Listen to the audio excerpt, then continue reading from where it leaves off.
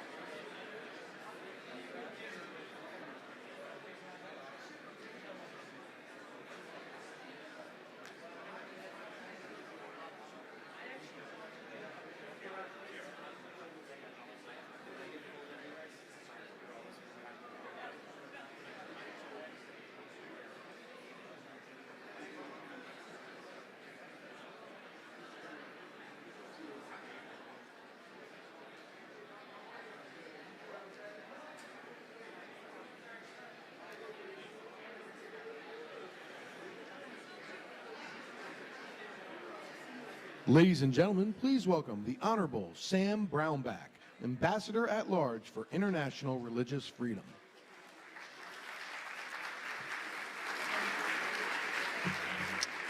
Good morning, everybody. Welcome to day 2. I hope you had a good time yesterday at day 1, that the activities went well for you.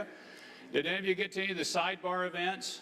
Did you make some of those events? I hope you did. Like I told you, I mentioned, there's 81 of those planned. So if you're lacking anything to do, you've got some extra energy, go find one. It's irfroundtable.org, and they'll take care of you, and you'll have a good time, and you'll find something that'll be very interesting there. I want to also, at the outset of this, recognize the State Department has put a lot of effort into this. I hope you're sensing that and feeling that, to make this happen.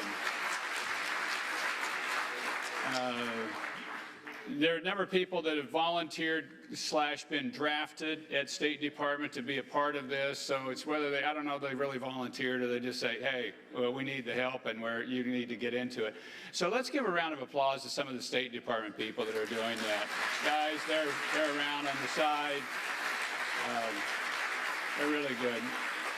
They're great folks. This isn't our natural venue to host meetings like this. We're used to international delegations and more restricted movements. So this is different, but I think people have done a great job and is really appreciative. Cash is organized and been putting most of this together. He's been the organizational force behind it. Cash, thank you in particular for getting that done. All right, so this is day 2, track 1, building blocks for advancing religious freedom. We've got an excellent set of speakers this morning.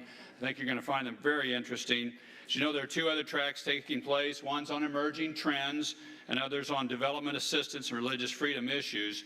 But we're happy that you're here with this one. This actually, frankly, too, allowed us to expand the number of people we could get into State Department because we've got 2 meetings going on in State and 1 at U.S. Institute for Peace. So it helped us to be able to expand our group.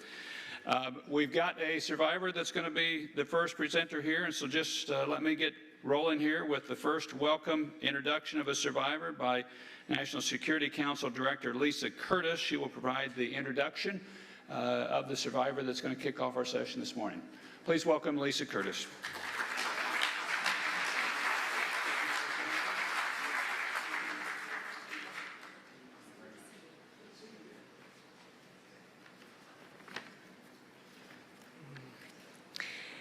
Thank you, Ambassador Brownback, and for all the incredible and amazing work that you're doing here at the State Department to advance religious freedom globally. It's really outstanding, and we're all blessed to have you in this position. And thank you to the organizers for this amazing event and for you all for being here today. It is a tremendous honor for me to speak here this morning with so many of you who are deeply engaged in promoting religious freedom. For the last 26 years, I have been engaged in foreign policy issues in South Asia. My foray into South Asia began with a diplomatic posting at the U.S. Embassy in Islamabad. During that time, one of my responsibilities was working on the annual State Department Human Rights Report.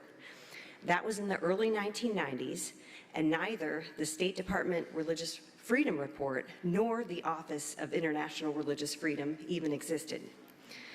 But that is when I became attuned to the many challenges to religious freedom in Pakistan.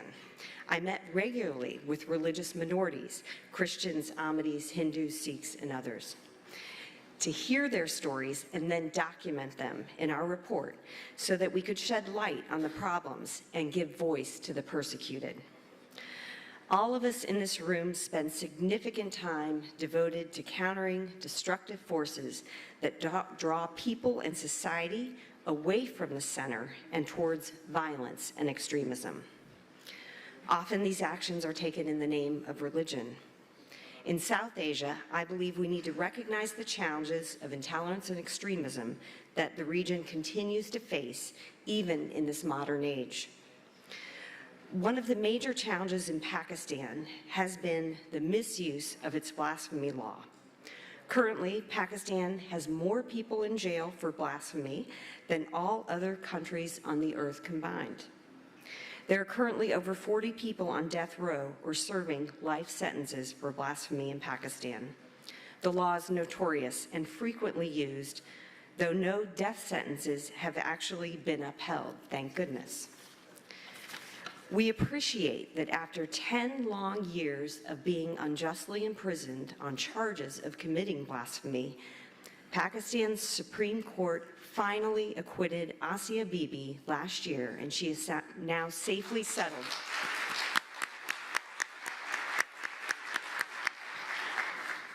She is now safely settled outside the country. However, many other problems and challenges remain in both Pakistan's law and policies. Asia Bibi's case is just one of many such cases. Due to these cases and other severe violations of religious freedom, Pakistan was designated a country of particular concern. But the United States has a strong and abiding commitment to freedom of religion in South Asia, and we look forward to continuing to work with the government of Pakistan to address these issues. I mentioned earlier that I've been following South Asia issues for about a quarter of a century.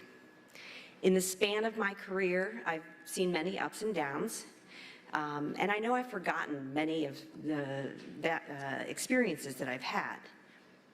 Certain dates, however, I cannot seem to forget. One of those is January 4th, 2011. And this brings me to the introduction of a very important person.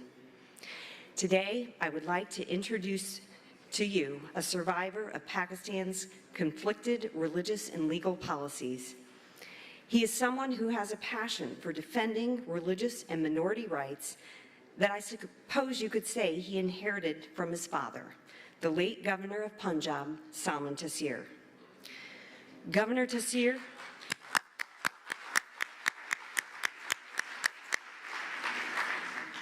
As many of you in this room know, Governor Taseer was assassinated on January 4th, 2011, for calling for reform of Pakistan's blasphemy law, specifically in the case of Asia Bibi. A Muslim leader, Governor Taseer was killed for defending the rights of a Christian. So many of us were heartbroken by this tragedy. I had actually attended a meeting with Governor Taseer just months before he was killed. And at that meeting, I distinctly remember being impressed by his unrelenting commitment to upholding human rights and democratic freedoms in Pakistan. His son, Shan Taseer, continues his father's legacy in defending the rights of religious minorities through advocacy, activism, and multiple grassroots community projects. His work also provides financial and legal aid for people persecuted by Pakistan's blasphemy law. Because of his support of minority communities, the same religious groups that called for his father's death have issued a fatwa against Shan, calling for his death. However, rather than give in to bitterness and fear, Shan Taseer has followed in his father's footsteps and devoted himself to call for an end to Pakistan's blasphemy law and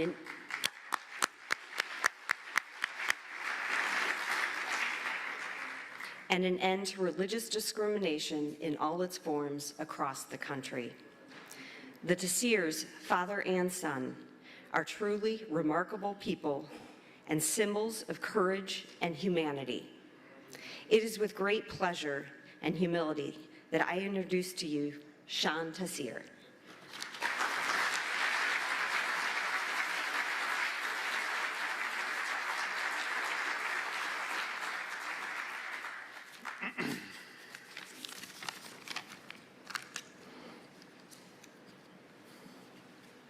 Lisa, thank you for that introduction. And ladies and gentlemen, thank you for this opportunity. There is enough treachery in the human heart to make people persecute their brothers and sisters. But when this becomes institutionalized into the law of the land, it then becomes a calling for people of conscience to act. I am talking, ladies and gentlemen, about the blasphemy laws of Pakistan and my family's history with them. 9 years ago, my father, Salman Taseer, the governor of Pakistan's largest province. It was at that time when a poor, illiterate farm worker, a Christian woman who the world has come to know as Asia Bibi, was sentenced to death on a charge of blasphemy.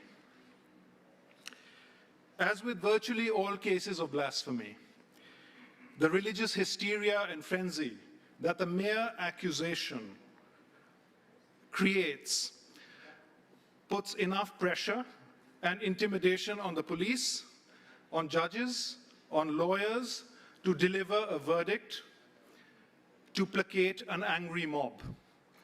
In other words, it's a legal mockery. And this was the case with Asia Bibi.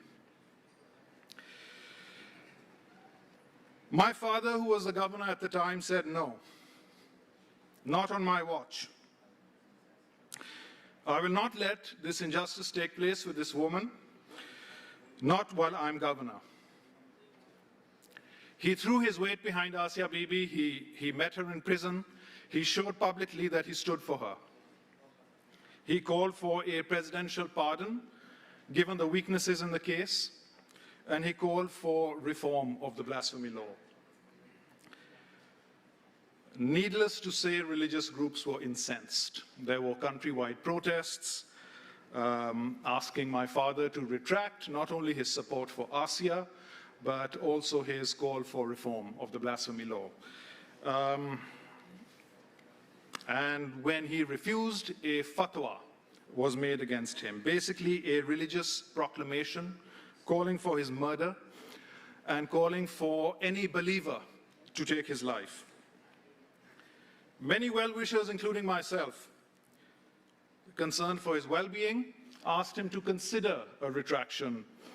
And this is his response that he wrote out by way of a tweet 3 days before his death. He said, "I stand with the weakest of the weak, but I've been asked to retract. No, sir, refused. Not if I am the last man standing."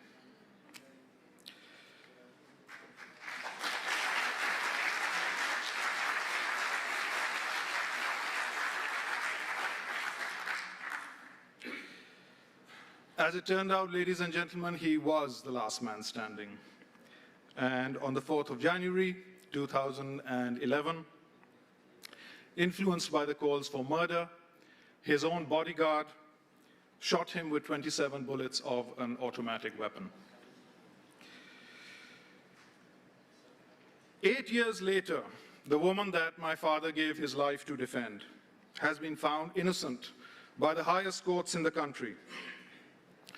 For this, ladies and gentlemen, I want to congratulate each and every one of you.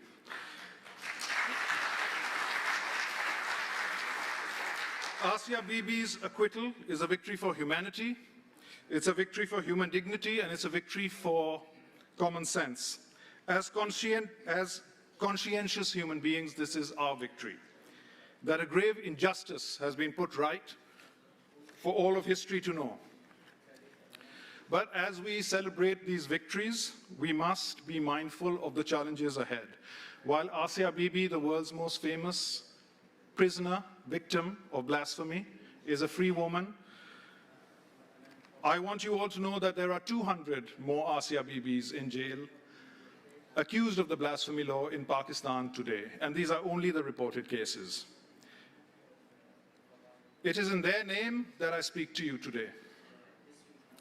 These include the elderly, the infirm, underage children, the mentally and physically challenged, most of them illiterate, very, very poor, farm workers, peasants, sweepers, laborers, petty shopkeepers, the most economically disadvantaged classes in Pakistan, in jail, without trial, without the due process of law. These are Pakistan's prisoners of conscience. If we claim to be working towards a world free of religious persecution, then, ladies and gentlemen, this is the front line of that world. These are the foot soldiers fighting for the world that we believe in, for a new and progressive society, free of religious persecution. Abandon them at your peril. As you know, we have all been asked what measures can be undertaken to bring about change. The first thing we must do is to support these foot soldiers of change, people who are fighting for us, for our future generations, and for our future, for a tolerant society, by providing them and their families with the resources to live in dignity and to fight the odds that have come their way bravely and with dignity. If we abandon them, we abandon the fight. Secondly, ladies and gentlemen, we must recognize that the purpose of a law, of any law, is to deliver justice. Any law that promotes injustice loses its rationale for being. An unjust law is an illegitimate law, and it is a human duty to oppose it. This is not a complicated concept. We all know that instinctively as human beings. There is a Rosa Parks in each and every one of us that can say, no, I will not submit to an unjust law. The blasphemy law is such a law. And no, for those of you who have been confused by the fog of confusion created around it, this law does not have any divine sanction.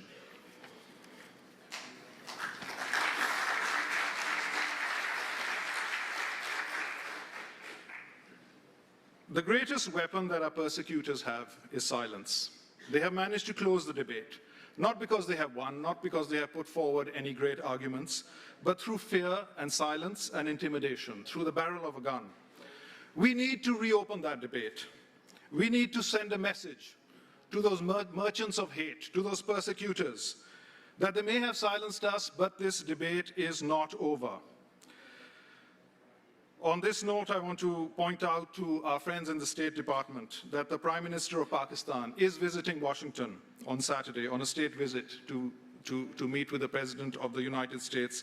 I do hope, Ambassador Brownback, you will seek an audience with him and ask him about the blasphemy laws in Pakistan, and ask him about the prisoners of blasphemy who suffer under these laws, such as 16-year-old Nabil Masih, an illiterate son of a sweeper, who has been in jail for sharing a Facebook post, one he neither authored nor understands, has been awaiting trial for 2 years, and he's 16 years old. There is Junaid Hafiz, a Fulbright scholar, accused by academic rivals of blasphemy. In 2014, his lawyer was shot.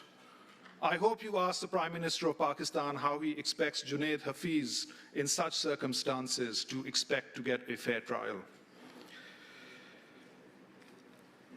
As citizens of the world, should we not be affronted that there are people in jail today without the due process of law, the presumption of innocence, the right to a fair trial, right to an impartial tribunal, right to a legal defense, right to a trial in a reasonable amount of time, right to bail, right to humane treatment under detention, and the right to life, rights awarded to every human being on this planet, regardless of circumstances of birth and regardless of place of birth. The boots of history, ladies and gentlemen, will march on. And I have no doubt that the blasphemy laws of Pakistan, like the Jim Crow laws, like the apartheid laws of South Africa, like the Nuremberg laws of Nazi Germany, will take their rightful place in the dustbin of human history.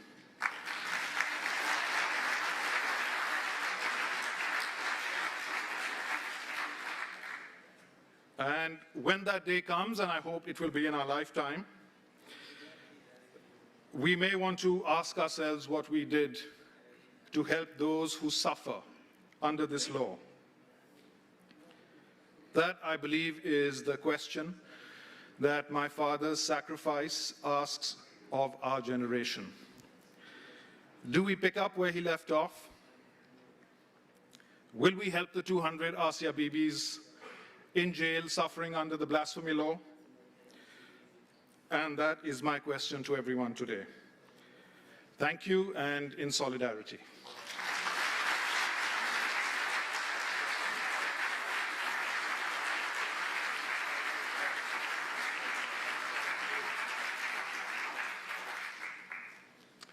Very well said, John.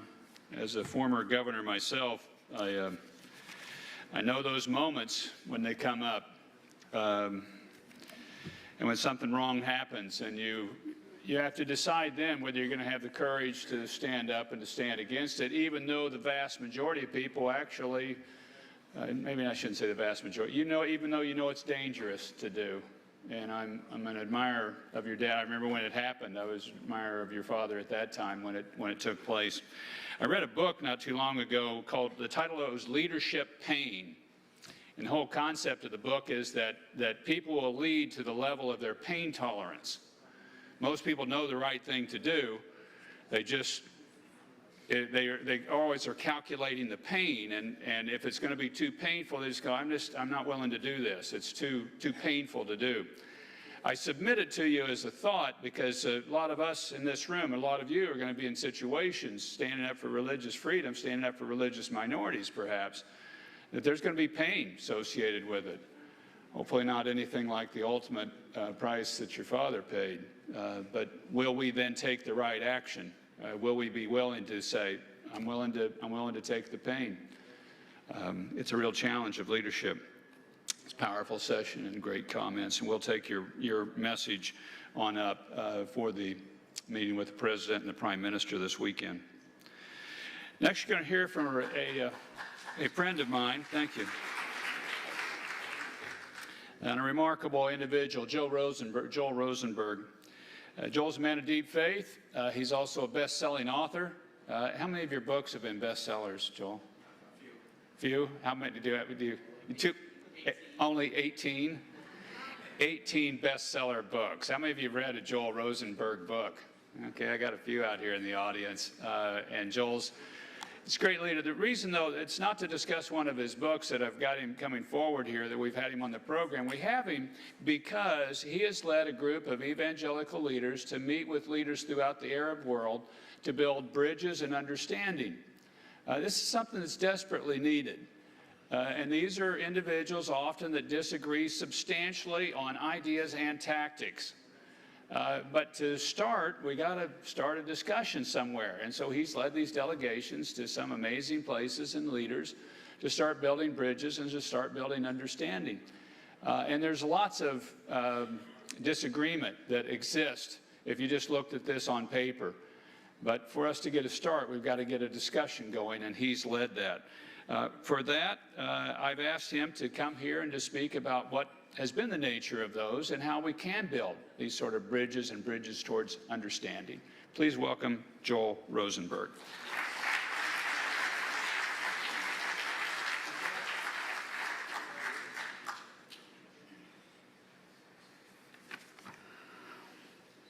Thank you, Ambassador. What an honor to be here and to be with all of you.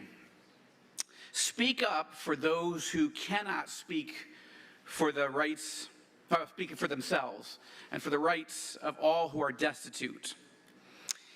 In an age of horrific attacks against Jews, Christians, Muslims, and those of other religions, these words from the book of Proverbs must be our mission.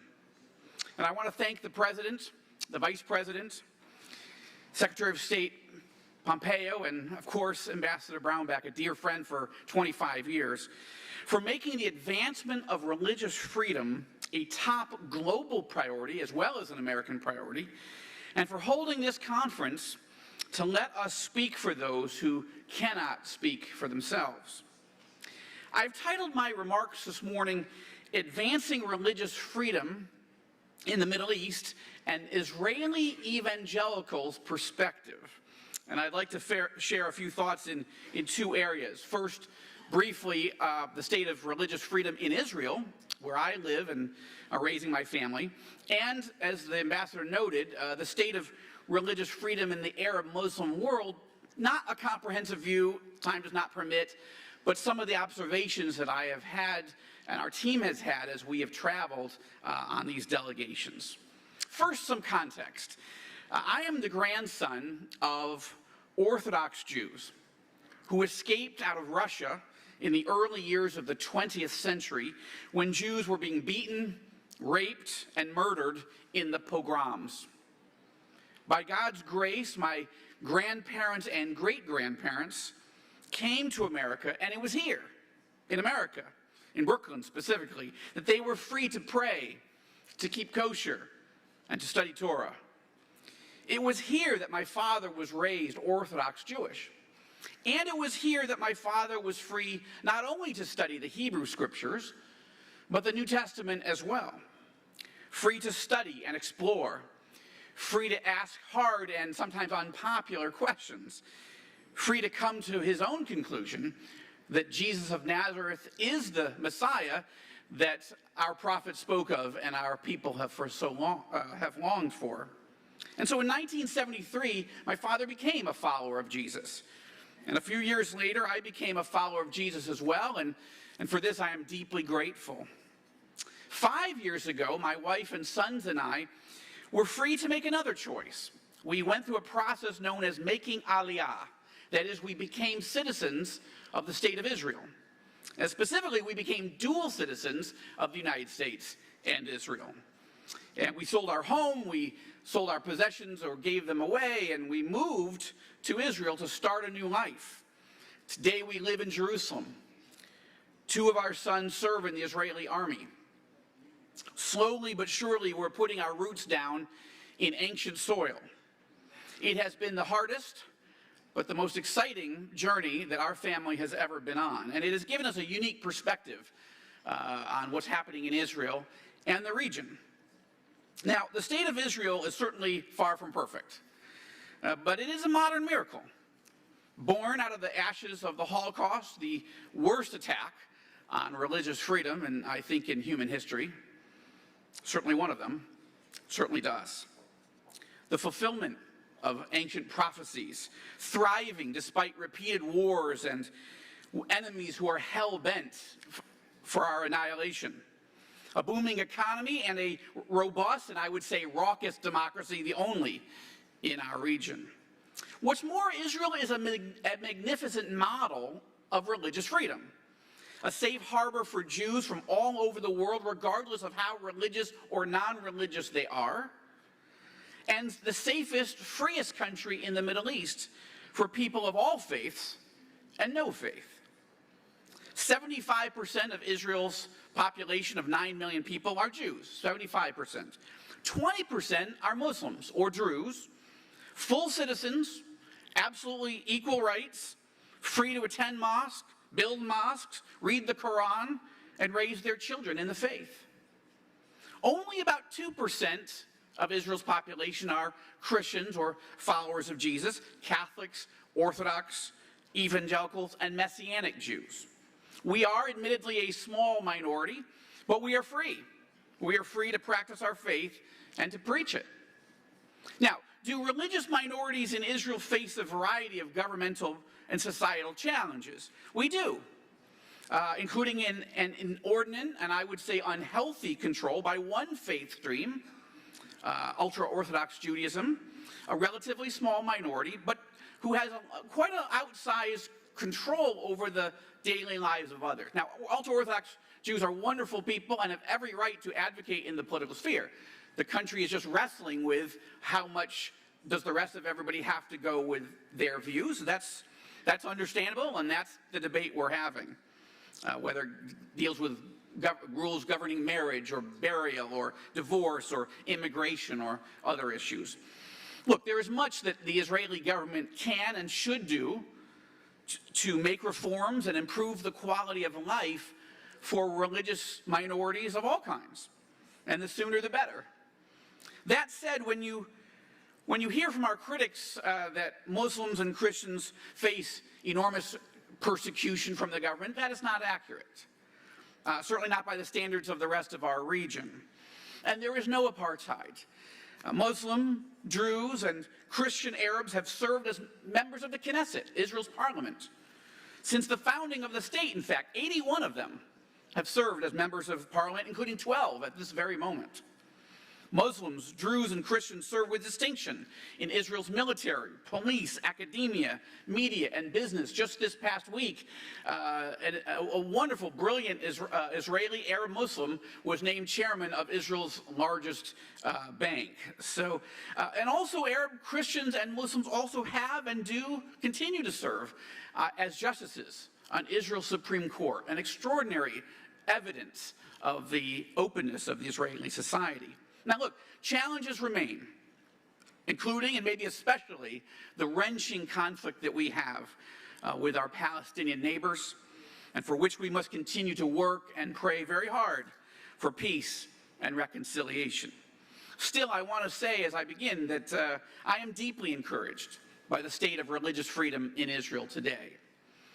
I'm also pleased to report that something very hopeful is happening with regard to the safety and freedom of Christians in the Sunni Arab Muslim world. Not long ago, as you know, radical Islamists were beheading Christians in Libya, burning down churches in Egypt, waging genocide against Christians in Iraq and Syria, as well as against Yazidis and others, and vowing to exterminate Christianity throughout our region. Today, the situation is vastly different. Arab Muslim leaders have been valiantly fighting to defeat the forces of radical Islamism, which, after all, represents a very, very small percentage of the Muslim world. Tens of millions of Muslims, Christians, Yazidis, and others have been liberated, finally, from the forces of barbarism and savagery. A growing number of Arab governments are waging an ideological and theological battle against radical Islamists in their mosques, in their schools, on social media, and training a new generation of clerics to preach moderation and mutual respect. And for this, I'm very grateful, and I've had the opportunity to meet some of the key architects of that ideological and theological battle, some of whom are here, one of whom particularly today. Some Arab kings and crown princes, presidents and prime ministers are calling for a new era of peaceful coexistence with Christians and with Jews. And some are even inviting Christians to meet with them to improve religious freedom and the quality of life for Christians in their countries.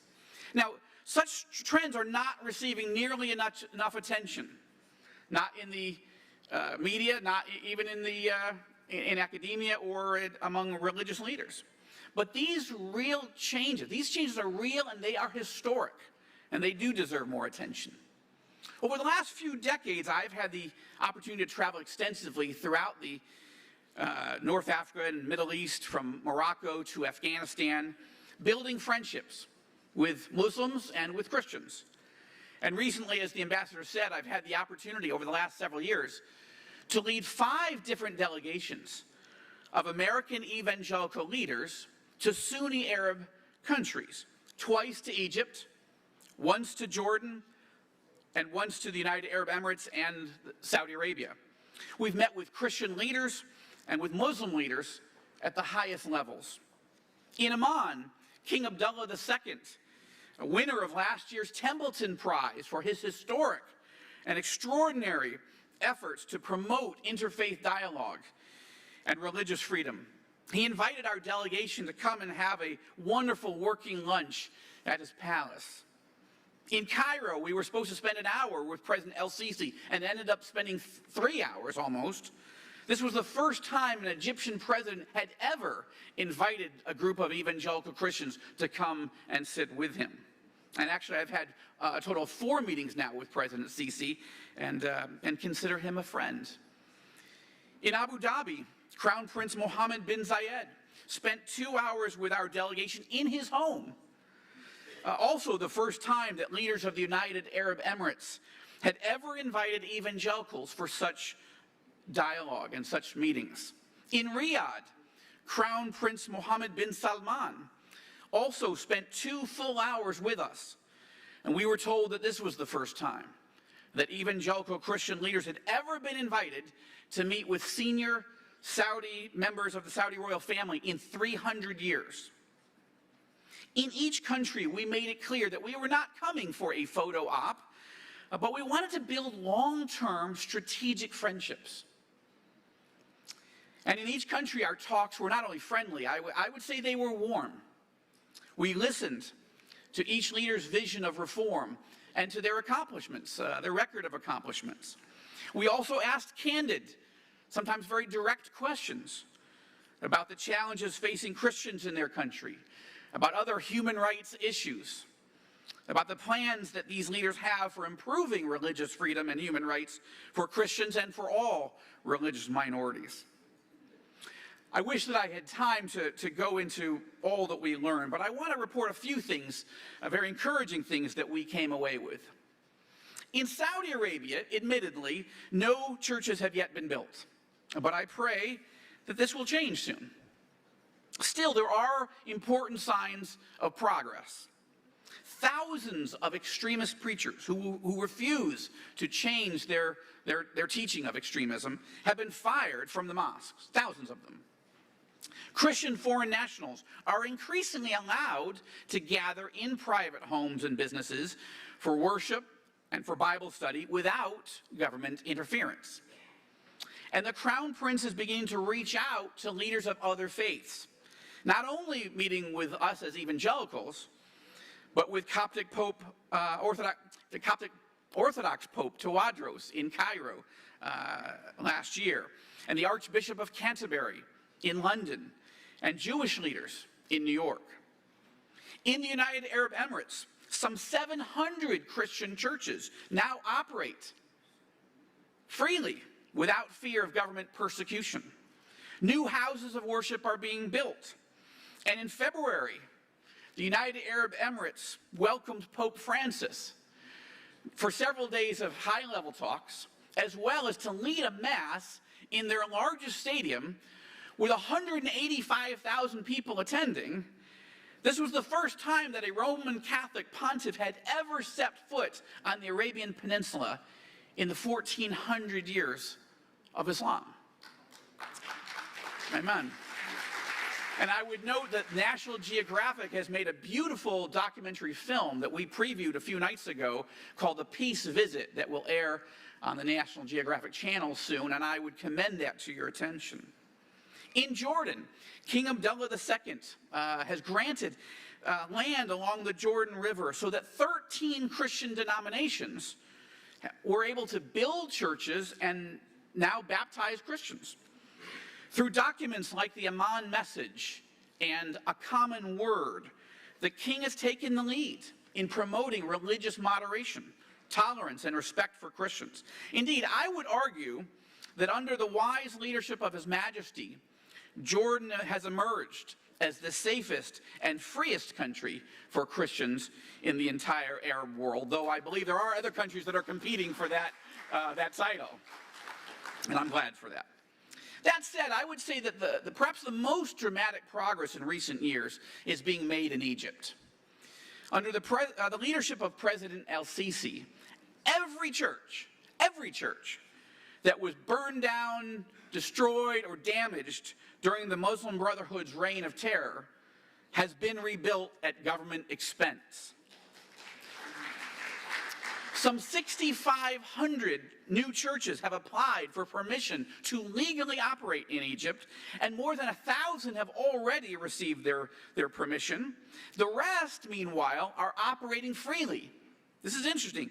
The rest, even though they don't have their full certificate of their operating license, as it were, they're operating freely while their applications are being reviewed, since the new church building law states that the government has no right to close churches that have filed formal applications.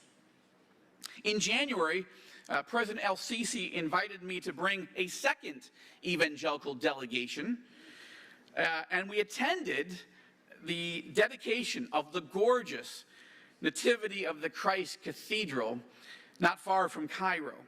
I was honored to be part of that delegation, much less lead it. And then I visited the cathedral again a few days later with my friend, Secretary of State Mike Pompeo, a great champion of religious freedom. And how extraordinary. I was so grateful that the Secretary of State made time in his schedule to go, and not only went to the cathedral, but to the nearby mosque that had been opened of late as well. And this is just an extraordinary moment. And I'm grateful the American government was sending a signal of how encouraging this development is. Now think about it. When was the last time that a devout Muslim president, leader of the world's largest Arab country, built a church, the largest in the Middle East, and gave it as a gift to the Christians of his country on Christmas Eve? This is extraordinary. This was a game-changing moment in the history of Muslim-Christian relations. It sent a powerful message, not only to all of Egyptians, but to all Muslims and Christians everywhere, that Muslims and Christians can really live in peace despite our real and profound differences. Look, there is so much more that I would love to share about all of this, and I will do so on Twitter and on my blog in the days and weeks ahead. But just yesterday, I want to add that, or Monday rather, I met with Bahrain's foreign minister and their ambassador. And I told them how encouraged I am by King Hamad's commitment to tolerance and moderation, and by the landmark Bahrain Declaration that His Majesty issued last year to further advance religious freedom. And today I'm happy to announce that my colleague, the Reverend Johnny Moore, who serves on the U.S. Commission on International Religious Freedom, that he and I have accepted Bahrain's gracious invitation to bring an evangelical delegation to Manama this fall, and we look forward to that. Look, I don't want to paint a rosy or naive picture.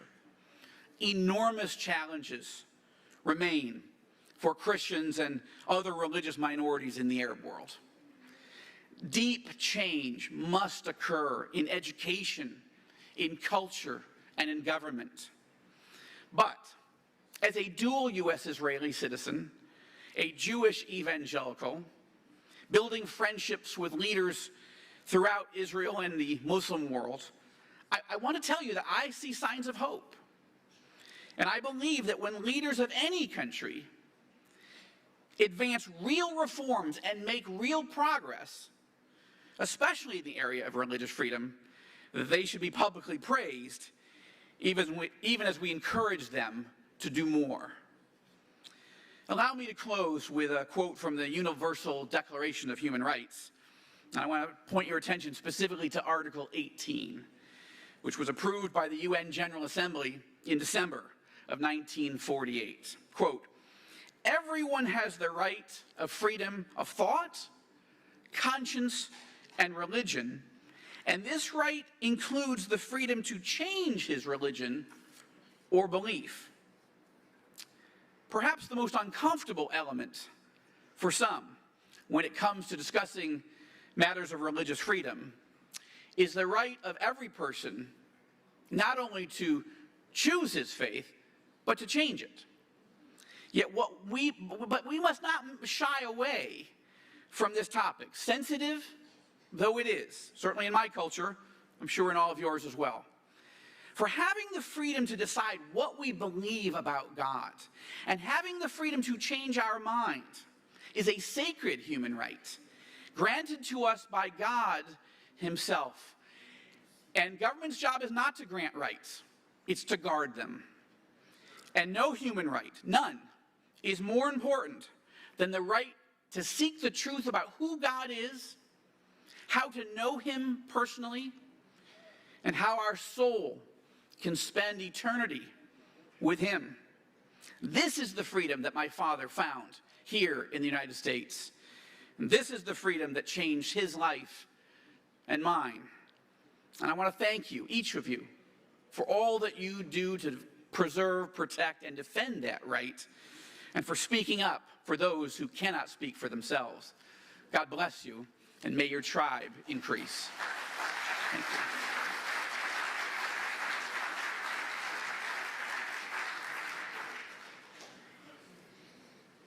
Thanks, Joel, and Godspeed to you on the delegation this fall that you and Johnny Moore are going to lead, and for continuing those sorts of dialogues.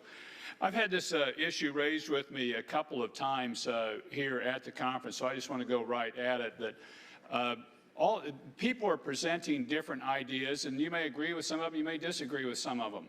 The idea for us putting this on was to collect people that are working in this space in different ways. So I don't expect by your attendance that you agree with everything everybody's saying or disagree. It's just that's your choice to do whatever way you see fit. So I've had people say, well, I agreed with these, I'm not so sure about this one, I don't agree with that one. Great. We have that sort of freedom and discussion. I do believe, and we are asking everybody to agree to the common human right of religious freedom. That's the specific one that we are saying. Now that one, for our way of thinking, this one's non-negotiable. we agree on that, and that's what we're pushing. So, Joel, thank you for your comments, and thank you for your word of optimism, too. I think sometimes we can get bogged down and just thinking it's never going to change. On my first event, when I took over this job as Ambassador at Large for Religious Freedom, I got to meet our next speaker, Sheikh Abdullah bin Bayyah. He's become a friend. And it was at that very first event that I spoke, this is nearly 2 years ago, that he was hosting here in Washington, D.C. He's the president of the Forum for Peace in Muslim Societies in Abu Dhabi, and the co-moderator and executive committee member of Religions for Peace in New York. He is one of the world's foremost Islamic scholars. We are honored to have him here today. I am honored to know him. I am honored to work with him. He is one of the leaders in the Islamic world of moving towards peace and understanding and common citizenship, and having cultures and religions be able to work together in peace with each other. Please join me in welcoming a great friend and an amazing leader, Sheikh bin Bayyah.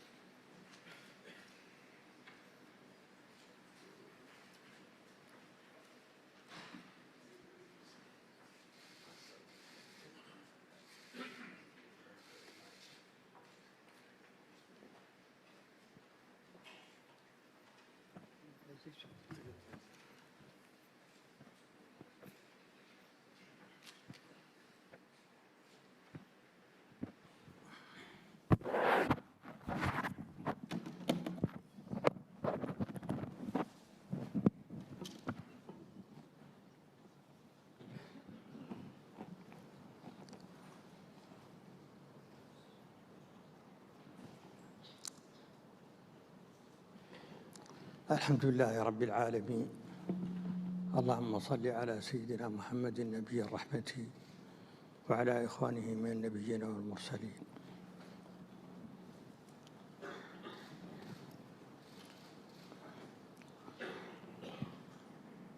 صاحب المعالي سام براونباك، الصديق العزيز، صديقي العزيز ورفيقي على درب السلام،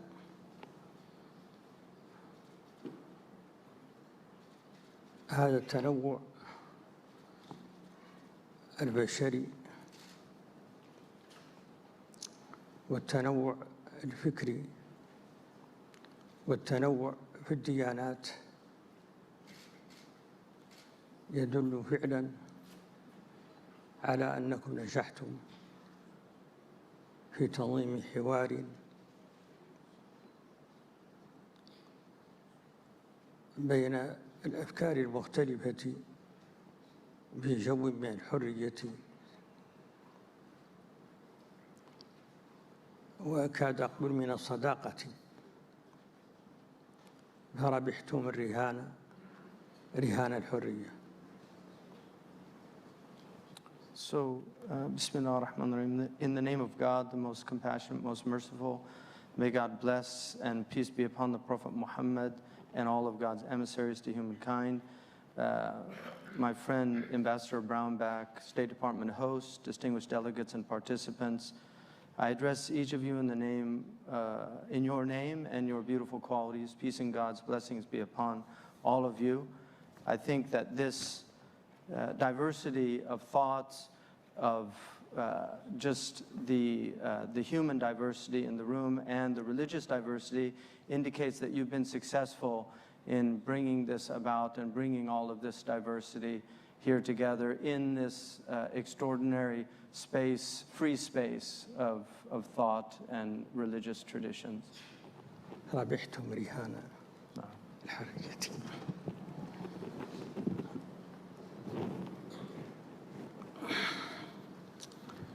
أصحاب المعالي، أصحاب السعادة، أصحاب السماحة، أصحاب الفضيلة، أصحاب الغبطة والنيافة، أيها الحضور الكريم، كل باسمه وجميل واسمه، السلام عليكم ورحمة الله وبركاته. إننا نجتمع اليوم لنناقش موضوعا يمتاز بالحيوية والأهمية، حيثما تزال كثير من الأقليات في بعض المناطق تعيش مآسي مردها إلى الاضطهاد الديني وضيق ذرع المجتمعات بالتعددية والتنوع وبالاختلاف، وذلك رغم التعاليم الدينية الصريحة والصحيحة بالحث على الخير وحب الجار والضعيف والغريب والتعارف والتآلف، ورغم الفلسفات الكونية التي طورت البشرية على أيدي أساطين الفكر الإنساني الحديث من أمثال جون لوك وفولتير وروسو وكانت وغيرهم، ورغم المواثيق الدولية لحقوق الإنسان وملحقاتها التي التأم حولها المنتظم الدولي واتخذها دساتير، أرغم كل ذلك إن هذا الوضع يمثل تحدياً أمام البشرية جميعها بدياناتها المختلفة وفلسفاتها الكونية المتنوعة. إننا أمام فشل حضاري يحط من قيمة الإنسان، فما جدوى أن يغزو الإنسان الفضاء ويبلغ أقصى الكواكب بينما يظل عاجزاً عن التفاهم مع أخيه ونظيره ومثيله وجاره على كوكب الأرض. أمام التحدي يلزم التصدي، وأمام التحديات المشاركة تتحتم المقاربات المشتركة، ولذلك نعتقد أنه يجب العمل في 3 اتجاهات. We meet today to discuss a topic of immense importance.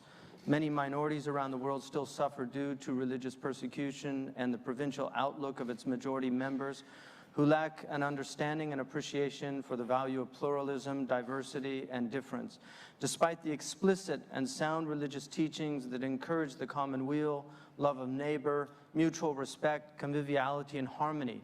Such persecution persists in spite of the universal philosophies developed by the masters of human thought, such as Locke and Voltaire, Rousseau and Kant, and others, and in spite of international conventions on human rights and its addendums, which were adopted by the international community and enshrined in many governmental constitutions. Indeed, with so many different religions and philosophies in the world today, intolerance degrades human dignity and poses a grave challenge to humanity.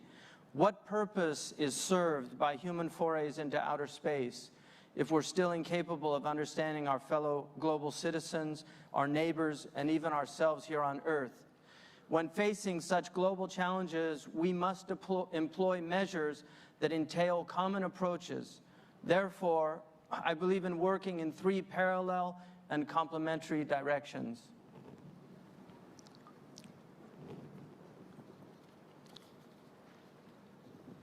3 اتجاهات متزامنة ومتكاملة. الاتجاه الأول العمل التربوي. يقوم هذا الاتجاه التربوي على الوعي بمسؤولية رجال الدين ورجال التربية فيما يتعلق بكل ديانة لمعالجة التطرف والغلو داخليا، وكما يقول المثل وطرد النعاش الجرم من بين صفوف أتباعها، ومن أجل تبني مقاربة تصالحية تتيح لهم نشر الأخوة ضمن أتباعهم ومجتمعاتهم ودعوتهم إلى تجاوز العداوات ومشاعر الكراهية بكل أنواعها وأصنافها. إن واجب رجال الدين الفقرة. No. The first is education and character development, which is complementary. We must base education and character development on an awareness of the responsibility of religious leadership to challenge extremism and prejudices within their respective faith communities, adopting an approach which leads to reconciliation and healing, calling upon them to spread a spirit of fraternity among their respective followers and communities. The duty of clerics and religious peoples today demands a restoration of our religious texts and their heritage in order to retrieve from them solid foundations for tolerance and virtuous models to follow.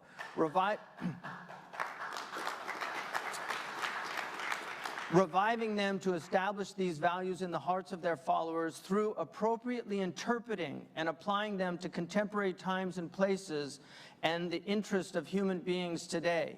This leads to rebalancing all religions and returning to the origin of religion as a force for peace, paving the way for building bridges between them on a solid foundation that guarantees sustainability and prosperity, enabling us to declare victory over evil.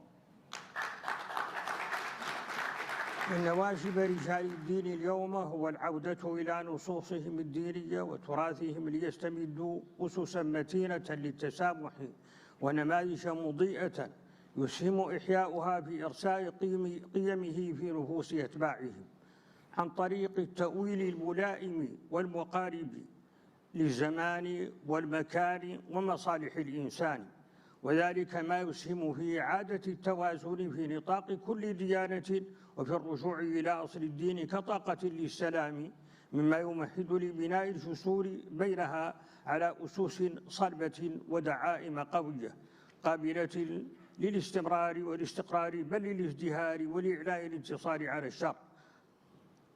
نعم. تفضل شيخ. هذا ما حاولناه وما نستطيع القول أننا أنجزناه نظريا في إعلان مراكش الذي أصدره المنتدى في يناير 2016 بالشراكة مع وزارة الأوقاف والشؤون الإسلامية بالمملكة المغربية. لقد جاء هذا اللقاء التاريخي استجابة للأوضاع المتردية والواقع المضطرب الذي سالت فيه دماء كثيرة واشتعلت فيه جذوة الكراهية وعلى فيه صوت العوف، وكان للأقليات الدينية في بعض البلدان الإسلامية المتوترة نصيبها من القتل والاستعباد والتشجير وأشكال مختلفة من امتهان الكرامة الإنسانية. وإن كان الأذى شمل الجميع بل ربما نالت منه بعض الأكثريات نصيبا كبيرا ومسها منه قرح عظيم. So we attempted to do this, and indeed we can say that we achieved this theoretically in the Marrakesh Declaration, which was issued by the Peace Forum in January 2016 in partnership with the Kingdom of Morocco's Ministry of Endowments and Islamic Affairs. This historical conference responded to the deteriorating situation and the turbulent reality of massive bloodshed and hatred that had spread far and wide, amplifying the voices of violence and silencing the calls to sanity. In some Muslim countries, minorities suffered murder, enslavement, displacement, and various other forms of human degradation that removed their human dignity. Even those among the majority were victims of the horrific abuses inflicted on many innocent souls. لقد دعونا إلى مؤتمر مراكش عددا كبيرا من القيادات الدينية من غير المسلمين، من بينهم ممثلون عن الأقباط واليزيديين والصابئة المندائيين والنصارى الأشوريين وغيرهم، وبحضور عدد ممثلي منظمة الأمم المتحدة والمنظمات الدولية الأخرى وممثلي الهيئات المدنية الناشطة في مجال حوار الأديان. دعوناهم ليكونوا شهودا على إعلان مراكش، وبعضهم هنا اليوم معنا وليشاطرونا نتائج عملنا ويشاركوننا حكمتهم. So among those we invited to the Marrakesh conference included a large number of religious leaders of various faiths, including representatives of the Coptic Church, the Yazidis, the Mandeans, the Assyrians, and other groups. We were honored by representatives from the United Nations and other international organizations and bodies, as well as representatives of major civil society organizations actively working in interfaith efforts. We invited them to witness the process of the Marrakesh Declaration and to share with them the results of our work and solicit their wise counsel, and some of them are here with us today. لاقى إعلان مراكش نجاحا كبيرا وحظي بتمويه واسع من صناع القرار الدوليين وتبناه الفاعلون في ميدان العلاقة بين الأديان، وأشادوا به بوصفه إطارا مرجعيا للمبادرات الميدانية التي تضمن انخراط أكبر عدد من القادة الدينيين في خطوات عملية لتعزيز السلم ونشر ثقافة التعايش. ولقد اعترفت به منظمة التعاون الإسلامي واعتمدته رسميا، كما أشاد به الحبر الأعظم باب الكنيسة الكاثوليكية فرانسيس في كلمته إبان زيارته للمملكة المغربية يوم 31 مارس 2019. So the Marrakesh Declaration proved to be a great success and was widely acknowledged by international decision makers and embraced by the leaders involved in interfaith as a point of reference for grassroots initiatives to ensure that a large number of religious leaders engage in practical steps to promote peace and a culture of coexistence.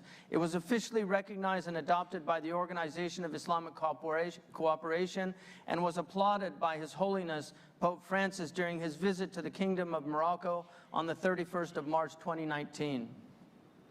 لقد استهدف الإعلان نزعة الشرعية الدينية عن منتحليها من أصحاب الفكر المتطرف من خلال البيان بقوة وحزم أن اضطهاد الأقليات الدينية وكافة أشكال العدوان عليها التي يقترفها الإرهابيون مخالفة للرواية الصحيحة والرؤية السليمة للإسلام نصوصا وقيما وممارسة. So the Marrakesh Declaration aimed to delegitimize the extremists of their religiously unfounded claims by strongly and firmly articulating that the persecution of religious minorities and all forms of aggression against them by terrorists contradicts the sound narrative and proper vision of the Islamic texts, values, and practices.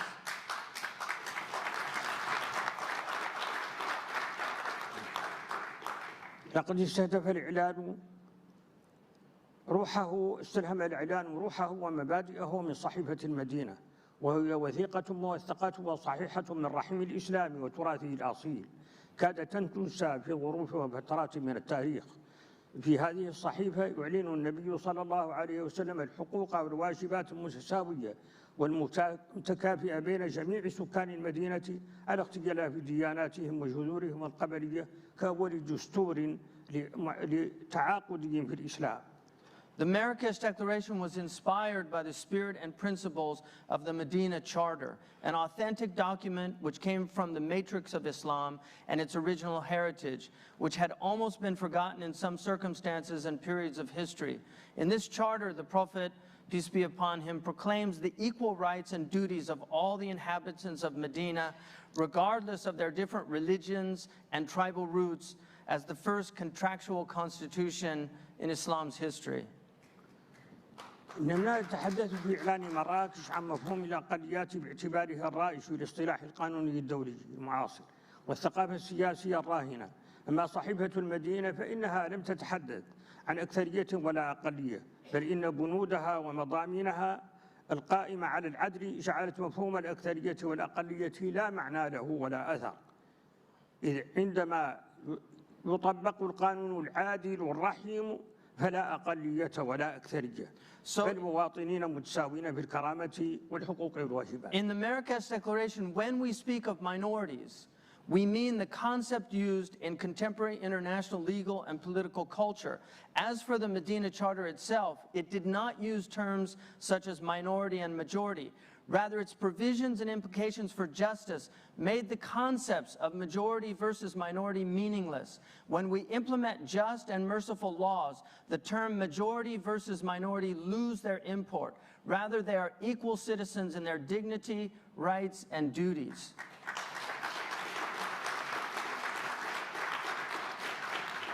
فقد شكل الإعلان الإطار المرجعي لمبادرة قافلة السلام الأمريكية التي ضمت في مختلف مراحلها عشرات رجال الدين الأمريكيين من العائلة الإبراهيمية، حاخامات وقساوسة وأئمة مسلمين.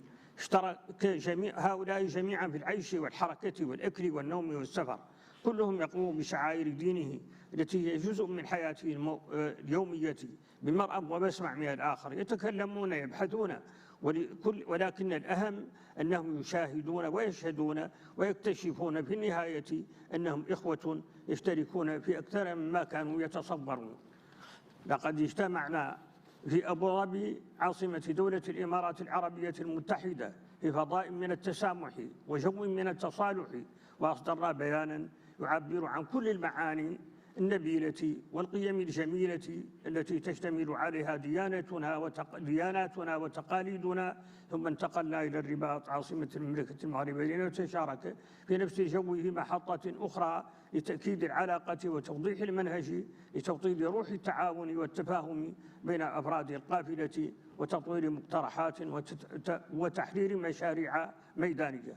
The Marrakesh Declaration became the frame of reference for the American Peace Caravan Initiative, which included in its various stages dozens of American clerics from the Abrahamic family, rabbis, priests and pastors, and imams. They all participated in living, moving, eating, sleeping, and traveling together, all of them performing the rituals of their own respective traditions that make up their daily lives.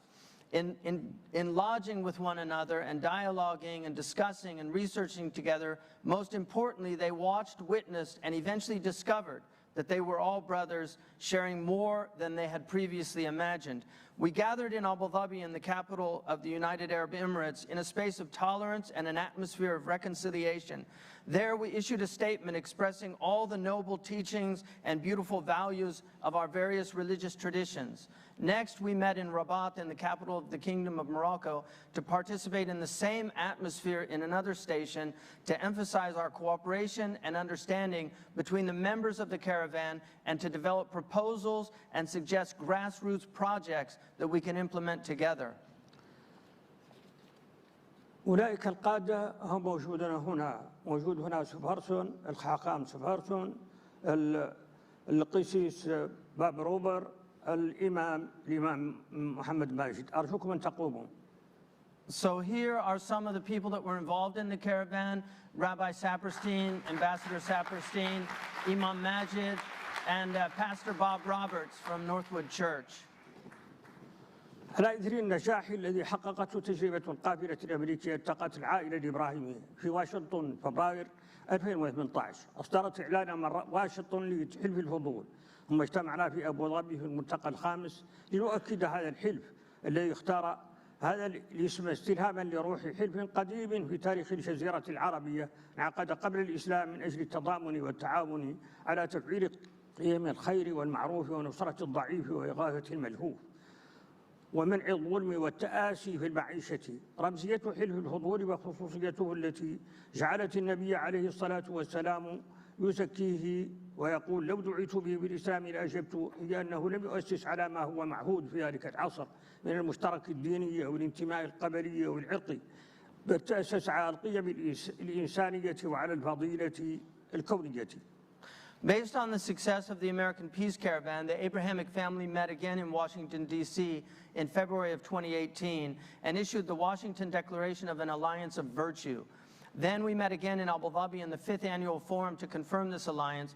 We chose the name Alliance of Virtue, inspired by the spirit of an old historical alliance made in the Arabian Peninsula before Islam for the purpose of cooperation in order to implement the values of goodness and kindness, which entail supporting the weak, preventing oppression, redressing wrongs, and promoting social solidarity. The alliance's meaning and uniqueness inspired the Prophet, peace be upon him, to praise it and assert its soundness, such that he said, "Had I been called to the alliance after the advent of Islam, I would have still joined." The alliance was not based on anything known in the Arabian Peninsula or on any particular religious teaching, nor on any tribal or ethnic affiliations. Rather, it was based on human values and universal virtues. نعتزم قبل نهاية هذه السنة أن نصدر ميثاقا لحلف الفضول. طلع بعضكم عليه بصفة خاصة على مشروع هذا الميثاق. أطلعت عليه صديقنا سام براونباك بصفة خاصة على مشروع هذا الميثاق، والذي سينقل الحرية الدينية وعلاقة التعاون وقيم التسامح من مجرد الإمكان إلى درجة الالتزام الأخلاقي والإلزام القانوني، وبخاصة ما يتعلق بحماية دور العبادة التي أصبح الاعتداء عليها يهدد حرية الدين في أنحاء كثيرة من العالم. Before the end of the year, we intend to issue a charter for the Alliance of Virtue. Some of you have been privy to drafts of it. Our friend Ambassador Brownback was privy to that. The Charter aims to transform as much as possible the religious terminology used in describing religious freedom, cooperation, and tolerance to universal values based on moral as well as legal obligations, especially the duty of safeguarding religious sites, as the frequent attacks on them have become a major threat to religious freedom around the globe. كل يوم تستيقظ البشرية على أنباء جريمة النكراء تنتسي وقتها. بالأمس القريب شهد العالم مجدوها مجزرة وحشية استهدفت مسجد النور في نيوزيلندا، وتشددت الفجيعة بسلسلة تفجيرات شنيعة استهدفت دور العبادة ودور الضيافة في سريلانكا. قبل ذلك كان الدور على معابد يهودية في ولاية بنسلفانيا في الولايات المتحدة الأمريكية. إنه الإرهاب العبثي يكشف كل يوم في كل مرة عن حقيقة الهمجية تحت مسميات مختلفة، تارة كراهية الإسلام، تارة أخرى كراهية المسيحية، وأحيانا أخرى باسم معاداة السامية. كل العائلة الإبراهيمية في ذلك سواء، ولكن الحقيقة التي تختفي وراء ذلك وتوحد جميع الإرهابيين هو كراهية الإنسان واستغلال الأديان. Every day, all over the world, we wake up to news of a new crime, removing from our memory the previous one. Recently, the world witnessed the targeting of the Noor Mosque in New Zealand. Then that bereavement was renewed by a series of horrific bombings targeting the Christian places of worship and guest houses in Sri Lanka, and then remembering the criminal attack on the Tree of Life Jewish synagogue in Pennsylvania in the United States of America. This chaotic terrorism reveals the same barbaric truth every time, under different names and with different targets. Sometimes the hatred of Islam, sometimes the hatred of Christians, and then increasingly the rise of anti-Semitism. The Abrahamic family is equally victimized by it, but the truth that does not disappear behind all this chaos and what unifies all the terrorists is their singular hatred of human beings and the exploitation of our various religions. لقد أصدرنا بيانا في أبوظبي، بيانا أوضحنا فيه أن أي اعتداء على أي مكان للعبادة لأي دين هو بمثابة اعتداء على سائر الأديان بالسواء. ولقد استشهدنا بنصوص أكيدة من القرآن الكريم تؤسس للحماية القانونية للتعددية الدينية. قال تعالى: ولولا دفع الله الناس بعضهم من بعض لهدمت صوامع وبيع وصلوات ومساجد يذكر فيها اسم الله كثيرا. حيث تؤصل هذه الآية والتي أسميها آية المعابد من سورة الحج لمفهوم التعدد الدينية، أوجب الإسلام على إتباع الدفاع عن كنائس النصارى وعن بيع اليهود، وبدأ قبل مساجد المسلمين، ولم يكتفي الإسلام باحترامها وإقرارها، وإنما دعا المسلمين إلى حمايتها والدفاع عنها وإبعادها عن الخصومات. إن هذا هو مفهوم التعددية إذا نحن ترجمنا اللغة الدينية إلى لغة الفضاء العام كما يقول هابرماس. وتأكيدا على وجوب احترام دور العبادة لجميع الأديان، اقترحت على الأمم المتحدة في جلسة شاركت فيها في نيويورك تخصيص يوم في السنة لذكرى الاعتداء على أماكن العبادة، تقام فيه الصلوات وترفع فيه الدعوات من أجل السلام والأخوة الإنسانية. So we issued a declaration in Abu Dhabi asserting that an attack on any religion is an attack on all religions. We referenced unambiguous and authentic texts from the Quran that provide legal protection for religious pluralism. The Quran states, were it not that God repels some people by means of others, monasteries, churches, synagogues, and mosques wherein God's name is mentioned much would have been destroyed. Chapter 22, verse 40. Islam obligates Muslims to defend places of worship in this verse known as the verse of religious sites. The worship irrespective of the faith of those worshiping therein. In this verse, protection of other faiths was mentioned before the protection of mosques. Islam not only demands respect and recognition of others' religious freedom, but even requires defense of those places of worship and grants them immunity from disputes and conflicts. Indeed, this exemplifies a sound understanding of religious freedom if we use the language of the public sphere as noted by Habermas. To emphasize such respect to the religious sites of all religions, I proposed at the United Nations in a meeting in New York that we designate a day out of the year as a memorial for all of these assaults on religious sites, whereby on such a day we engage in prayers and enjoin others to peace and human fraternity. هذا هو الاتجاه الأول. الاتجاه الثاني هو العمل القانوني. إن العمل في الاتجاه التربوي في غاية الأهمية، لكنه وحده غير كاف، حيث علينا أيضا لا ننسى السياق القانوني لقضية الأقليات والحرية الدينية، فينبغي أن تؤكد الجهود التربوية بنصوص قانونية ملزمة تسمح للأقليات بأن تمارس دينها دون خشية ودون انتقاص، بناء على أسس متينة من الحقوق والواجبات المتبادلة في صورة قانونية توجب على الدول القيام على ضمان حمايتها بالقانون والقضاء. So the second area is legislative activity. While working to effect change through education is of the utmost importance, it alone will not suffice. We must not neglect the sphere of law with respect to religious minorities and the freedom of religion. Educational initiatives must be reaffirmed with legislation that protects the rights of minorities to practice their religions without fear or compromise. States must build upon the foundation of society the exchange of civic rights and duties to protect and secure these protections through their laws and court systems. الاتجاه الثالث أن حقوق الأقليات، حقوق العمل المجتمعي، حقوق الأقليات وما تفرع عنها من الحرية الدينية لتكون راسخة يلزم أن تقدم في إطار عقد اجتماعي للمواطنة يقوم على تحقيق مجموعة من الموازنات، ليس فقط من الناحية القانونية بل من الناحية الروحية والنفسية كذلك.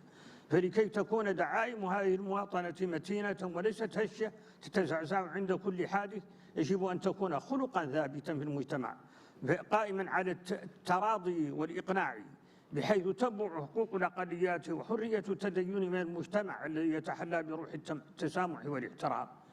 So the third is social activity. In order to secure religious freedom for minorities, we must develop a framework of the social contract of citizenship. This in turn is based on a number of factors, not just from a legal sense, but also from a spiritual and psychological approach. In order for the foundation of this citizenship to be unshakable, it must be based upon virtues firmly established in the culture of the society so that the rights of religious minorities develop naturally in a spirit of respect and tolerance.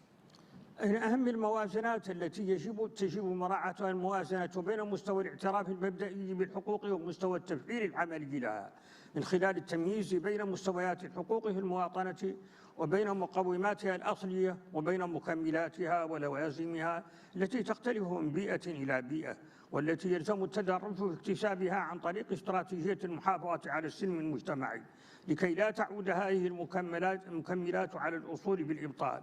فلا يمكن أن تنزع عن عقد اجتماعي سارٍ في بلد صفة المواطنة بدعم تقلب بعض اللوازم القانونية أو التنظيمية في التصور المثالي للمواطنة.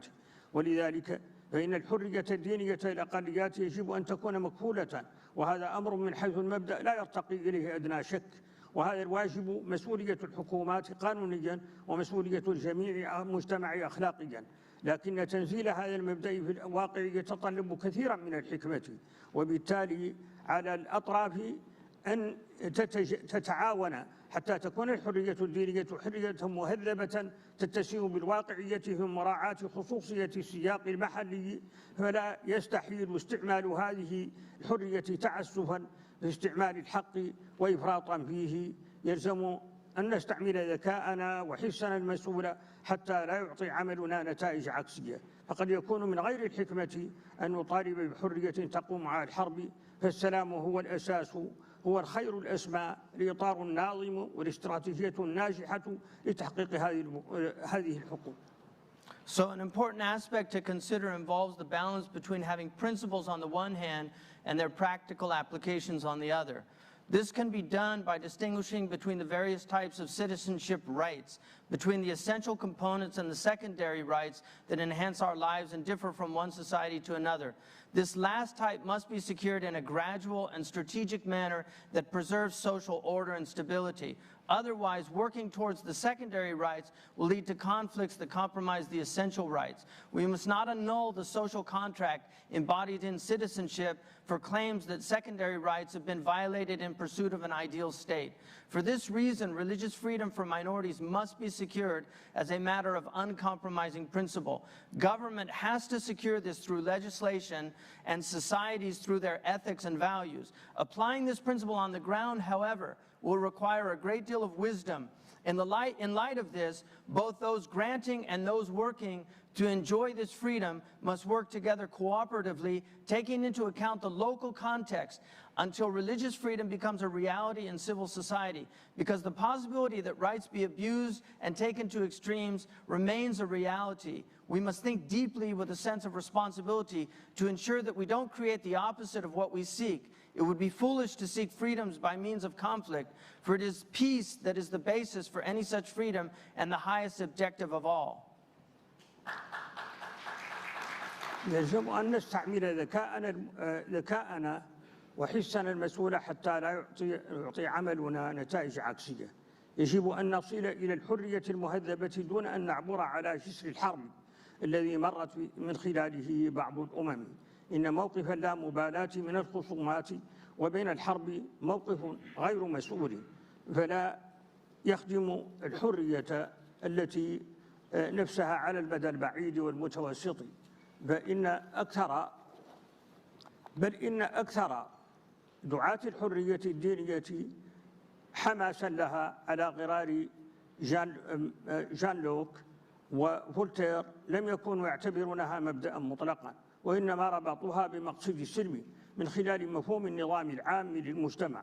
فإن حدود الحرية تقف حيث يصبح الفعل أو الفكر يقلق راحة المجتمع ويهدد سلمه الأهلية. وهذا ما أسماه كارل بوبر مفارقة التسامح بارادوكس دي توليرانس. فإن التسامح المطلق يفضي إلى تلاشي التسامح، وكذلك فإن الحرية المطلقة تفضي إلى القضاء على الحرية نفسها. We must attain the rights of civil society without the wars and conflicts that some nations have had to endure in pursuit of them. Willingness to engage in conflict is irresponsible and undermines freedom in both the short and long terms. Even the most fervent proponents of religious freedom, in line with Locke and Voltaire and others, did not consider it an absolute principle because they view it as part of the greater social framework of maintaining societal peace. The limit of a freedom is when an act or idea begins to disrupt the social order and threaten civil security. This is what Karl Popper calls the paradox of tolerance. Absolute tolerance eventually leads to the erosion of tolerance itself, in the same way that absolute freedom eventually restricts freedom itself. وإلى هذا التوازن بين الحقوق والواجبات وبين الفرد والجماعة وبين الحريات والنظام العام أشار الإعلان العالمي لحقوق الإنسان صادر عن الأمم المتحدة، والذي يعتبر أسمى وثيقة دولية تعبر صياغته عن وعي واضعيه بالتوازن بين كونية المبادئ ونسبية التنزيل. ففي الفصول الأولى من الإعلان تتوالى الحقوق مفصلة مطلقة، ثم يأتي الفصل 29 بمثابة الفاصل المقيد لإطلاق كل ما سبقه، ونص هذا الفاصل على كل فرد واجبات نحو المجتمع إلى قوله يخضع الجميع إلى آخر الفصل. So this delicate balance between rights and duties, between the individual and society, between freedoms and social order, can be observed in the United Nations Universal Declaration of Human Rights. Its language illustrates a deliberate harmonizing between the universality of principle and the relativity of context. The initial articles of the Declaration state a series of specific absolute rights. These are then followed up by Article 29, which qualifies all of the preceding articles, stating the following: everyone has duties to the community in which alone the free and full development of his personality is possible. In exercise of his rights and freedoms, everyone shall be subject only to such limitations as are determined by law, solely for the purpose of securing due recognition and respect for the rights and freedoms of others, and of meeting the just requirements of morality, public order, and the general welfare in a democratic society.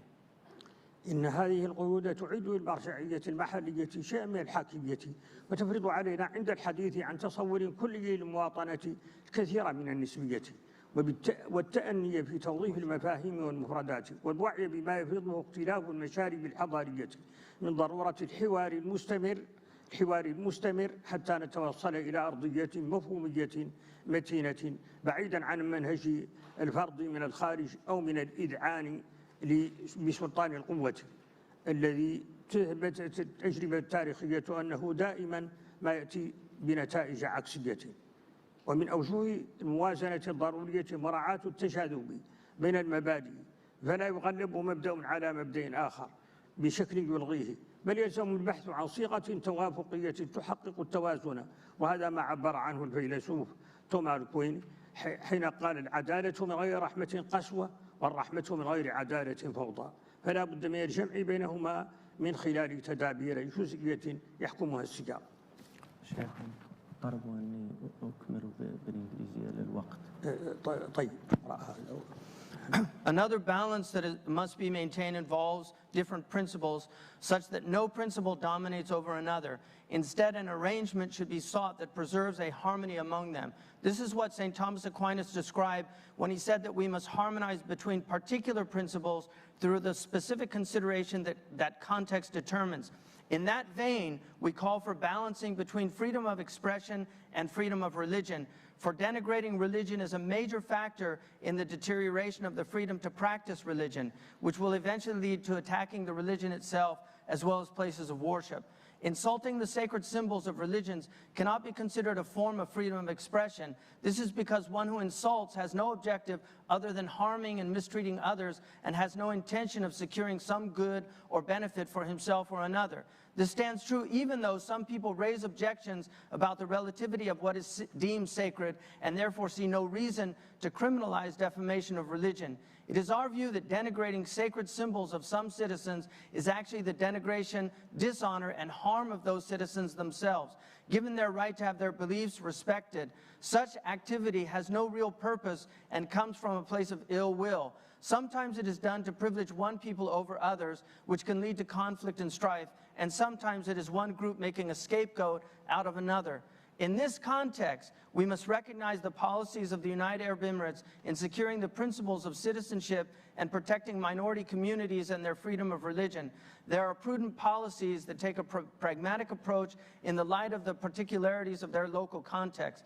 They also illustrate the goal of preserving the necessary balances between rights, as can be seen in its federal law 2, passed in 2015, which sought to combat discrimination, hate speech, and the denigration of religions, and to protect society from incitement to violence and any disruption to societal peace and security. It is with this understanding reflected in all of our initiatives, declaration and its accords, beginning with the Marrakesh Declaration and followed by the Abu Dhabi Declaration, the Washington Declaration, the Brethren in Humanity Accord, and the Mecca Accord, that we hold that it is high time that the Abrahamic family engage in open civilizational dialogue which provides new approaches with respect to rights and freedoms, and to consider this question: is the freedom to denigrate a right or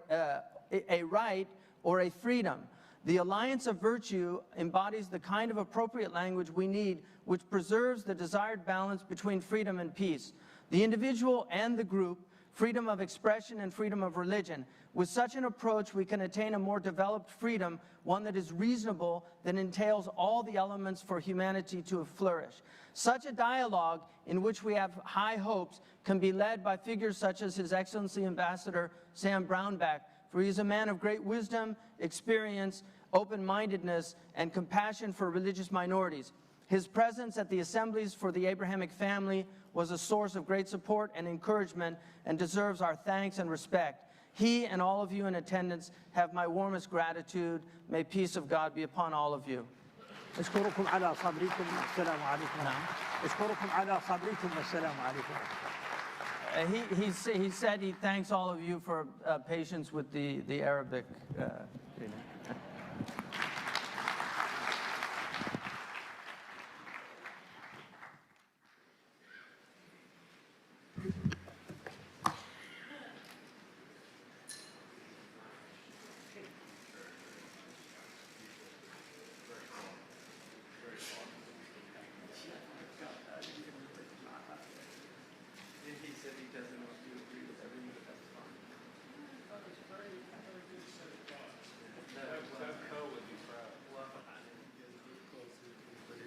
Thank you very much, Sheikh bin Bayyah.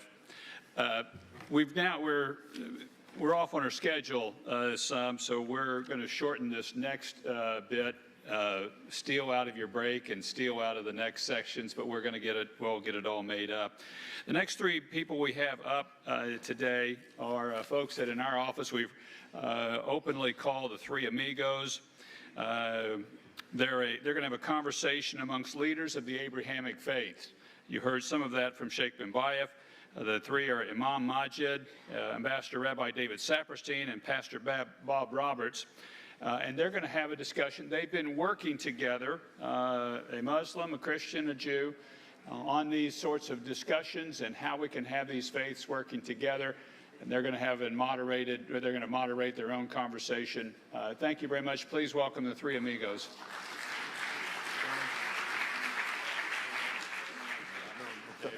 Thank you. Thank you. What a rich conversation we've had this morning. I know that the powerful words of Mr. Tatsir, the insightful words of the Sheikh at the ending there would have led to a fascinating dialogue and discussion between the very important viewpoints that were put out here. And we're very honored and pleased to be here together. We have been asked to talk about the issue of interfaith, multi-faith cooperation and its role in both creating conditions that allow religious life to flourish and enhance religious freedom. The very fact that such a diverse group is gathered for the ministerial is testimony to the power of what this discussion is about. We all have challenges within our own faith traditions that we must confront. But we are focused in these next few moments in recognizing that where we can work together on a vast numbers, we can achieve things that no one of us can achieve alone. And where we act together effectively, there can be a geometric increase in what we do singly. In our engagement and openness to hear and learn, we enrich ourselves not only in learning about others, including those with whom we had the kind of lack of understanding that long bred mistrust and alienation, but paradoxically in our exchanges with each other, as we explain ourselves, we deepen our understanding of our own tradition. And most of all, in the very act of meeting and sharing and dialoguing and working together to bridge the divides and enhance the cooperation, we are modeling the kind of world that we are all trying to create. In that spirit, then, let me begin, Imam Magid, by asking you, just bottom line, what is the value added that that interfaith, multi-faith endeavors give to the struggle for religious freedom and enhancing religious life? Thank you, David. One of the great benefits of the interreligious work is to break the stereotyping of group, religion, communities. There's a lot of misunderstanding and misconceptions that taking place between people of faith. And the second benefit is to build trust between those communities so that they can work together to change the environment in their community, to improve the condition of the neighborhood. And the last things I want to say that they impact the local community in the most meaningful way that I have seen it in my own life by providing service to the community as people of faith that believe that all human life are equal and all the religions of the world teaches compassion and mercy and taking care of one another. Therefore, this is add value that interreligious work gives. But most importantly, about protecting religious freedom. It's to stand with one another, to protect one another, to be there for each other at difficult times. Reverend Roberts, the Sheikh gave a powerful description of some of the remarkable interfaith work that the two of you have been at the driving force of. What are some of your major takeaways from the work that the Sheikh was describing in terms of why it's important and what difference it has made? So let me just say what we do. We get people together in a retreat for 3 days. What makes it unique is it's evangelicals. We evangelicals have the worst view of Muslims of anyone else in the U.S. and the world for that matter. I got thrown into the deep end of the pool, became friends with Muslims without benefit of other evangelicals swimming with me. So they had to teach me Islam. They had to help me understand. As a result of that, it's about evangelicals and Muslims, and then we added Jews because we love David Saperstein. And so we wanted to get to know through the Abrahamic faiths, what does that look like? And then it's about not just a matter of understanding the laws and dialogues. How do we push that down to the grassroots level? So if we can use the clerics, change their minds, build a relationship, then we can do something. And so the whole idea in bringing that together is, how do we build bridges of one another where we're not afraid of one another, we don't fear one another, we see one another as human beings. Anything else there? There's a lot I can add. I'm trying to do this fast. So like what we do at the retreat, the first day is you get to know one another. We pair them up. And so there's 5, the second day, it's about perceptions and so forth. And then the third day, we come up with this action plan that we all do. Keep in mind, our goal is the grassroots. I'm convinced we ignore this.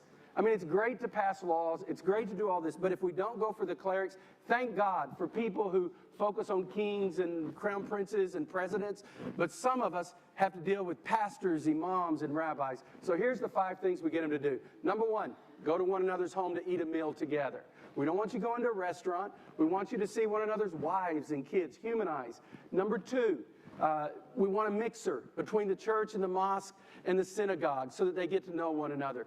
Third, community project. How do we serve the community together? We all pay the same taxes, live in the same communities, and we learn about one another. For example, I didn't know this, Magid, but Muslims actually believe Jesus was born of a virgin. Is it true? That's true. They believe that he worked miracles. Is it true? Absolutely. They believe he didn't sin. Is it true? That's true. They believe that he was the Messiah. Isn't it true? That's true. Believe he's coming back again. Yes. They believe he died on the cross for our sins, and if we'll accept him as our Savior and Lord, we can all know him. Amen? Yes, indeed. All right. And let me just say this. David, you guys started all this stuff with Jesus. I mean, he was one of yours that we adopted. My point is this.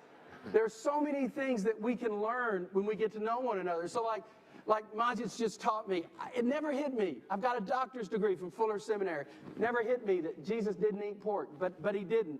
And that's why we had to have Paul. But moving right along, the 4th thing and most important thing is we stand up for one another. So that when there's a crisis, we are there for one another. And I wish I had time to tell you what's going on in Pakistan, because this really started in Pakistan, believe it or not. And what's going on there and so forth. And then 5th, we want to do what the Bible says, and we all agree with the scriptures, be fruitful and multiply. We want to see it spread. So I'm going to continue this in just a moment. I want to get all of you involved in the following way. Let me just ask an honest question here. How many of you in your country are involved in a know of programs that you think can really be a best practice or a model that would be helpful for others to know about? Just raise your hand. Right? So a number of people are raising their hands. What we want to ask you to do is to send us in writing a description of that program, and do it by sending, if you look at the website here, it's just reversing it, send it to one word, religiousfreedom@state.gov, so that the IRF office has the models that you bring to bear, that you're involved with, that can really be helpful to others in lifting up the powerful impact that interfaith, multi-faith cooperation can have. But having talked about the good parts of it, Let's deal with some of the challenges, some of the obstacles that are faced here. We heard about a couple of those. Obviously, there's not parity between extremists willing to use force to impose their views on each other and the more mainstream expressions of religion that eschew the use of force to impose their views on others. But let's hear some of the other central challenges. Bob, you want to start us? I would say the first one is what we call one conversation. We teach. What we do a lot of times, we say one thing in our church and another thing when we're with Muslims or Jews. So we all live in the public square now, and there is no privacy. So one of the things that we do with pastors is teach them one conversation. How do you say the same thing in private that you do in public and the same thing in public so that your statements are consistent and there's consistency in what you hear? That's a big deal. I think one of the challenges is to challenge our own tribe, our own community, when we see someone publish, speak, promote hate. We have to be able to hold them accountable. There's an industry of hate that wants to divide us. And that industry of hate, well-funded. The multi-faith activities, interreligious work, lack resources. For the challenge for the Christians is to challenge the Christians among them who steering hate. The challenge for Muslims to do the same. The challenge for Jews to do the same. It's very easy to point fingers. When we talk about religious freedom for Christians in Middle East and Muslim world, which is I advocate for, I'm the student of the Sheikh, but also it's important for Christians to advocate for religious freedom of Muslims and Hindus and others when they are minorities. Because there's no religion that is always majority. You have minority, majority dynamic. Every religion is minority someplace and majority another place. Therefore, it's very important for all of us to advocate, to speak up for people of other faith rights before we point finger to others. I would say multi-faith is a big thing. Most evangelicals don't want to be involved in interfaith. The idea is all roads lead to heaven. We don't believe that. And so we would rather just stay away than be accused of being bigots or something else. By the way, by just changing that little word multi-faith, it's had a huge impact. We've had now 15 retreats, impacting over 200 congregations, over 500,000 people in 6 different countries. This year we'll be going to Mongolia, Uzbekistan, a couple of other places we're working on. But just that little phrase, multi-faith, says, look, there ought to be something in your faith that says we ought to be able to build a bridge with you. I mean, so we disagree. And we will never agree on everything, except for crocodile boots that you wanted to be like a Texan, so I got you a pair. Except for that, chances are we're not going to agree on a lot of stuff. Oh, I can't wait to be invited down to your church here. Yeah. I'm ready. I'll add one other major challenge, which is the media. Yeah. You know, there's a famous dictum in English. I don't know if you have the same in your native language. It says, 1 million planes land safely and no newspaper writes a story about it. One crashes, the entire world is consumed about it. When there are clashes between religious groups, it is front pages of newspapers. When day in and day out, good work is going on that makes such a difference in people's lives, it is almost impossible to get the reinforcing attention that media has. And sitting down with editors of newspapers, with the producers and editors of the major radio and television shows, really confronting on that in an interfaith coalition so they know it's not just one group trying to benefit themselves, can be a significant contribution to this as well. Here, let's just end on an upbeat note here. As you look at the general landscape of interfaith activity, what brings you hope? What brings you optimism? Bob, you want to start us? I'm excited. I really am. I know it's messed up. The world is teetering on its axis more than ever before if us old dudes won't destroy it.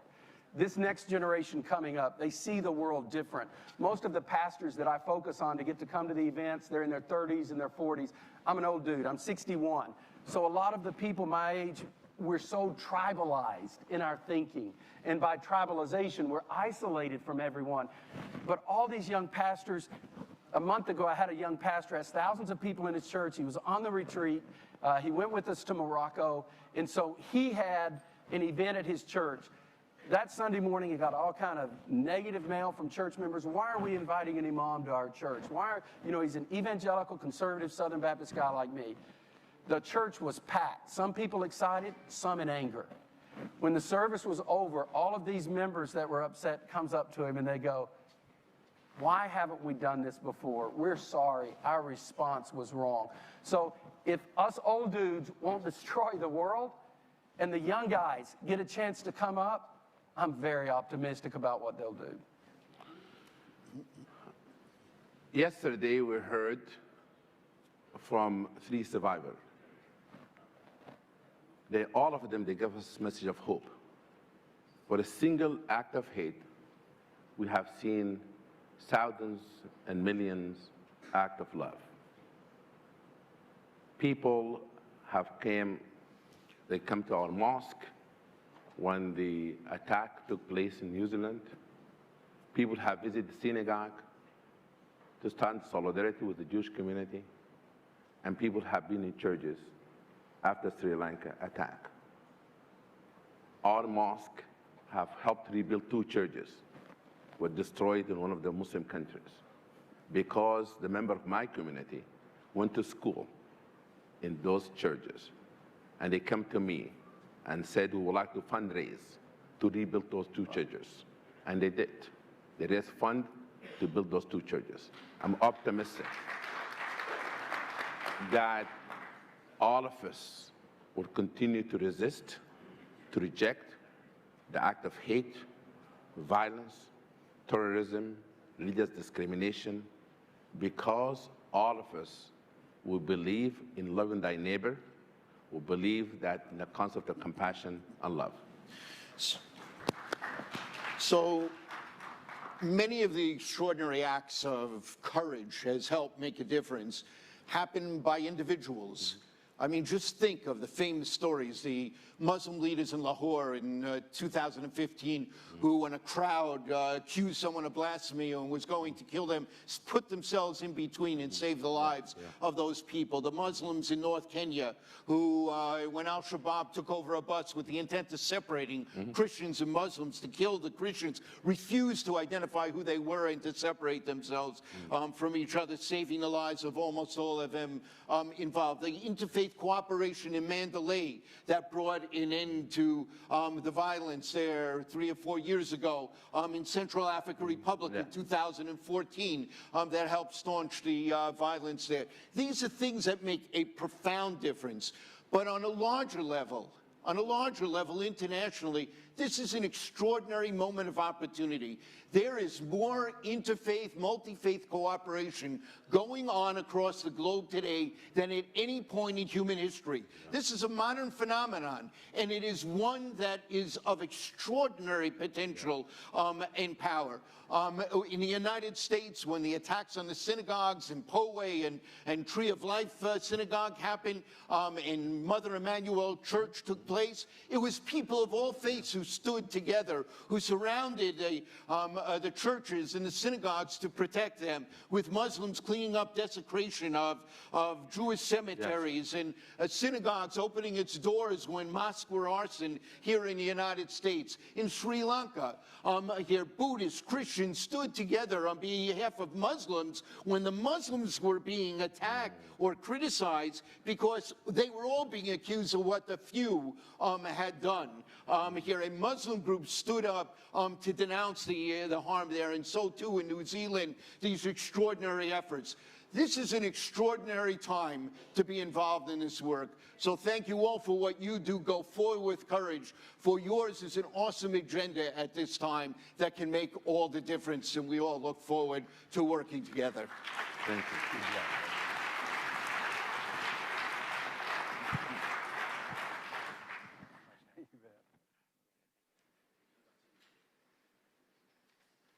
Good morning, everybody. My name is Kash Kashkai. I'm the coordinator for the ministerial. Can we give these guys just another round of applause? So everybody knows that we're running a little bit behind schedule right now, so we're going to switch over directly to the breakout sessions. As Ambassador Brownback has said, this is the largest religious freedom summit in history, and there's a lot that we wanted to discuss. And so what we did was we divided the day into multiple tracks.